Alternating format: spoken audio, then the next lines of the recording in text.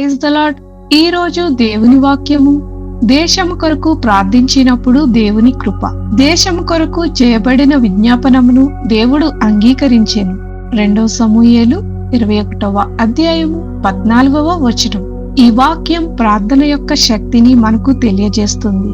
దేవుని ప్రజలు దేశం కొరకు ప్రార్థించినప్పుడు దేవుడు వారి ప్రార్థనను ఆలకించి కృప చూపించాడు.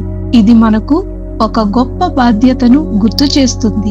మనం మన కుటుంబం కొరకు మాత్రమే కాదు గాని మన దేశం కొరకు కూడా ప్రార్థించాలి.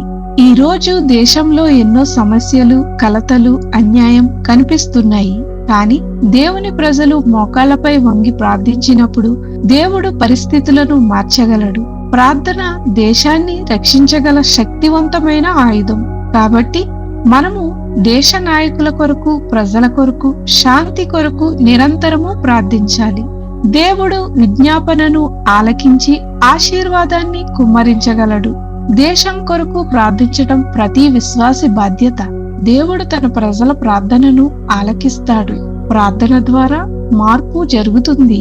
ప్రార్థన. ప్రభువైన యేసు, నీ ప్రజల ప్రార్థనలను ఆలకించి మా దేశాన్ని ఆశీర్వదించుము. మా దేశముపై నీ కృపను కుమ్మరించమని, దేశ నాయకులకు జ్ఞానాన్ని, ప్రజలకు శాంతిని దయచేయమని యేసు నామములో ప్రార్థించుచున్నాము తండ్రి. ఆమేన్.